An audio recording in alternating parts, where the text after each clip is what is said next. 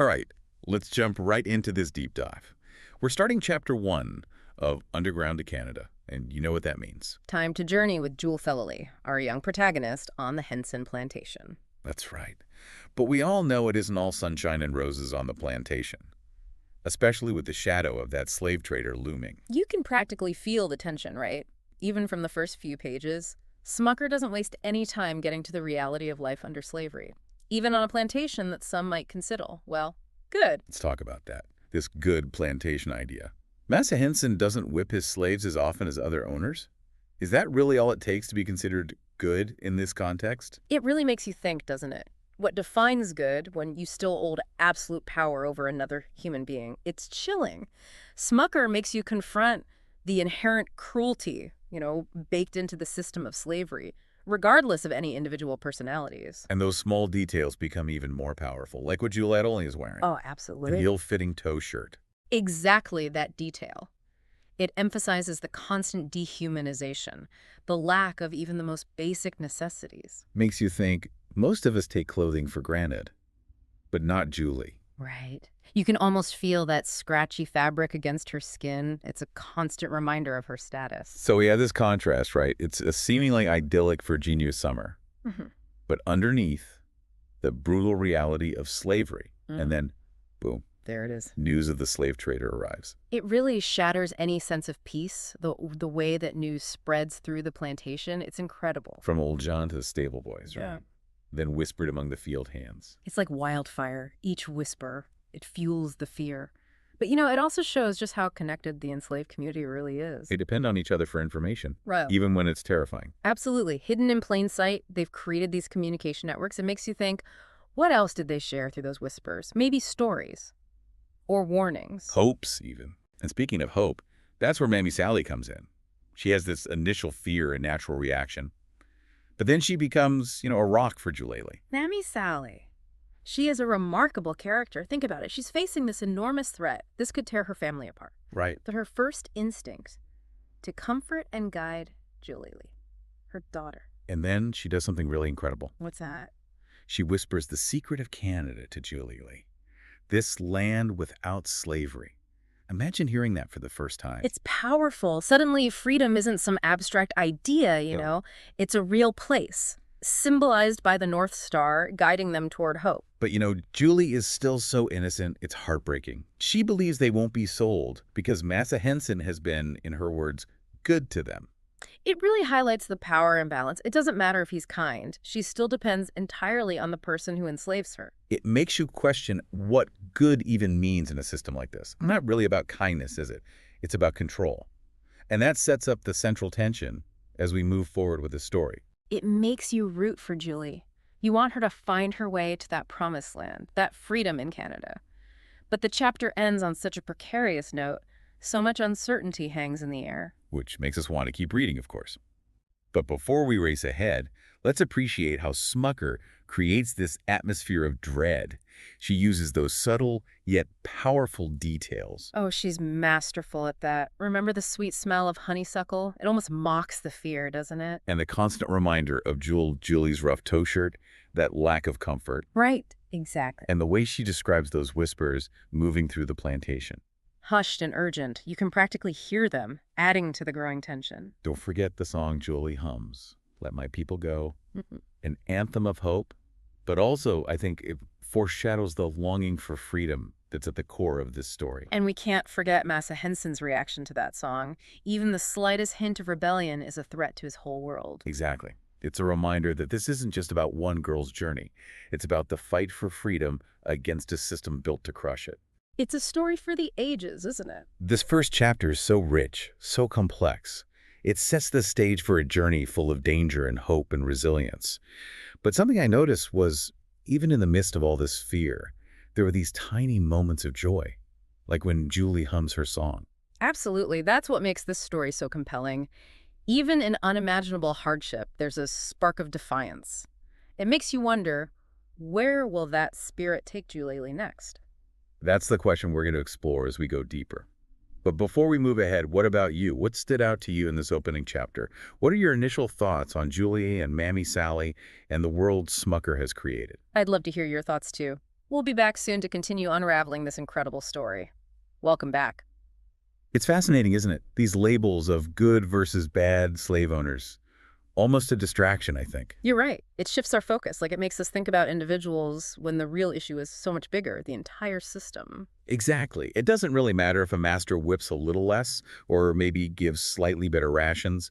The core problem remains. They still own people. Yes, and that ownership makes those whispers about the slave trader all the more terrifying. Everyone on that plantation, they understand how fragile their lives are. Except maybe Julie Foley.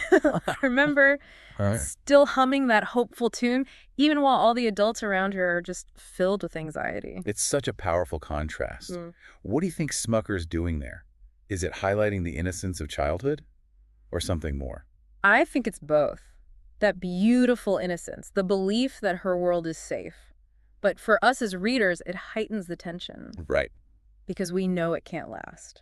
It makes you think about Mammy Sally's role, not just a mother, but so much more. She's a protector, a guide, a bearer of crucial knowledge. Think about that word, Canada. When she whispers it to Julie Foley, it represents everything they long for, everything they're risking their lives for. And the North Star, right, becomes more than just a star in the sky.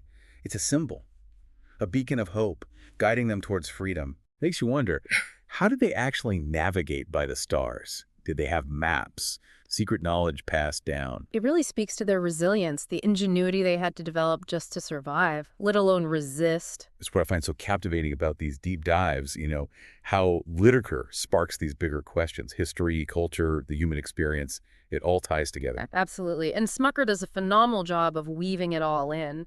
Underground to Canada doesn't shy away from the harsh realities of slavery, but it also shows that incredible strength within the enslaved community. That scene when Mammy Sally tells Julizzy to pray, to be proud, and to hold on to the secret of Canada is like a survival guide disguised as motherly advice. It's so powerful, those three instructions. Pray for strength, be proud of your heritage, never give up on that dream of freedom. A real testament to the power of faith, identity, and hope in the face of such adversity. And it makes you think about the importance of storytelling. Those stories were passed down, keeping those values, that hope alive through generations. Speaking of storytelling, let's talk about Smucker's craft. Yeah. How does she use language to create such a vivid, emotionally resonant experience for the reader? Oh, she's a master. Sensory details, the honeysuckle scent, right. And then the rough texture of Julayli's tow shirt, even the flickering firelight. Those details, they immerse us in the world. The heat, the discomfort, you experience it alongside the characters. And her dialogue. So authentic, the rhythm, the dialect, it really brings those characters to life. And the way she uses foreshadowing. Hmm. Subtle, but so effective. You get this sense of unease, like something is about to happen. From the very first lines mentioning that slave trader, it creates a sense of tension, suspense, keeps you on the edge of your seat. It's a constant reminder that even on a good plantation, there's danger lurking everywhere. Makes us even more worried for Julayli. We're left wondering what happens next. Will that innocence be shattered? Will she find the strength to face what's coming? Big questions. We'll explore them further in the final part of our deep dive. Before we get there, I want to ask, what aspects of this chapter have resonated with you the most? What images or words have stayed with you? I'm eager to hear your thoughts as well. What emotions has this evoked in you? Let's take a moment to reflect on those before we move on to the final part of our discussion.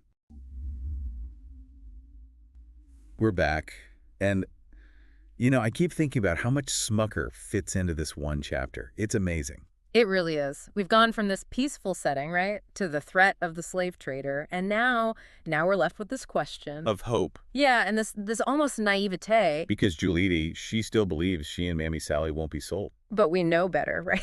We're kind of holding our breath as readers. Classic dramatic irony. Smucker lets us in on a secret that Julie doesn't know yet. The danger. It's very real. Her whole world could change, just like that. That's what makes this ending so powerful. Makes you wonder, how will Julie react when her world is shattered, I mean? Will she despair, or will she find a way to fight? And that question, it pulls us forward right into the rest of the story. We want to see how she handles everything. And it makes Mammy Sally's words even more powerful. Pray, be proud, and hold on to this secret of Canada. It's like she's giving Julie a map, a way to survive, but with this glimmer of hope. Pray for strength, right? Yes. Hold on to your identity and never give up on that dream of freedom. It makes you think about the importance of those stories, those oral traditions in enslaved Yeah. communities. More than just tales, weren't they? They were survival guides, passing down vital information and that hope, from one generation to the next. We've talked about the fear, the uncertainty hanging over everything in this chapter, but there's also this strong sense of resilience. Like when Julie finds comfort in her song. Let my people go. Exactly. It shows that even in the worst times, the human spirit is incredible. People find a way to cope, to find those little bits of beauty and strength. It's inspiring. Reminds us that resistance can take many forms. It doesn't have to be this grand thing. Sometimes it's holding on to hope, your identity, those small joys. And those small moments, those are what make Underground to Canada such a powerful book. It's more than just a history lesson. Yeah. It's about the human spirit, Yeah. the will to endure, to hope for better. Absolutely. So as we wrap up, I can't help but feel this sense of anticipation. I can't wait to see how Julie's journey unfolds, how she uses what she's learned to deal with those challenges ahead. Me too. And for our listeners out there, we hope you'll keep those eyes peeled, okay?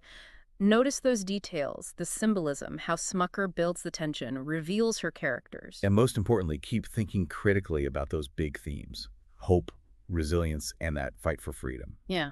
Because those ideas, those are just as important today as they were then. Couldn't agree more. Until next time, keep exploring, keep questioning, and keep diving deep.